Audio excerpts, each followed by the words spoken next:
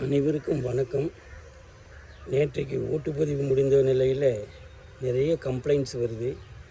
என்னுடைய ஓட்டை யாரோ போட்டுட்டாங்கங்கிறது பப்ளிக் தெரிவிக்கிறாங்க. இதுக்கு தகுந்த என்ன சில கருத்துக்களை சொல்ல விளைகிறேன்.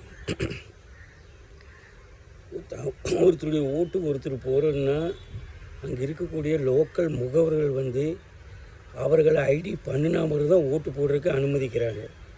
அப்போ ஒருத்தர் போடுறாருன்னா அந்த முகவர்களுக்கு தெரியாமல் அவங்க நாலேஜ் இல்லாமல் அப்படி ஓட்டு போட முடியாது.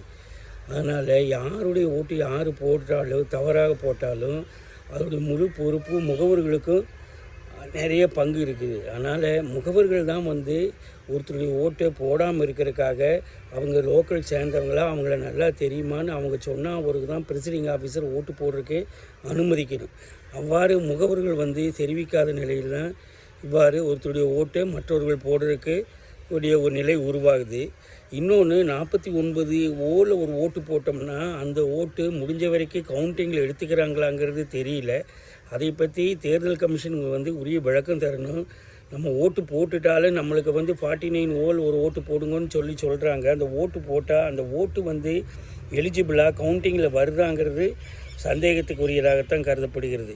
எனவே ஒருத்தருடைய ஓட்டு ஒருத்தர் போடுறாங்க, மாற்றி போடுறாங்க அல்லது ஆள் மாறாட்டம் செய்கிறாங்கன்னா முகவர்கள் ஏன்னா முகவர்கள்ங்கிறது லோக்கல் ஆட்கள் அவங்க தான் கரெக்டாக அவங்கள ஐடென்டிஃபை பண்ணி இவங்க முகவரி சரியானதுன்னு சொல்லணும்.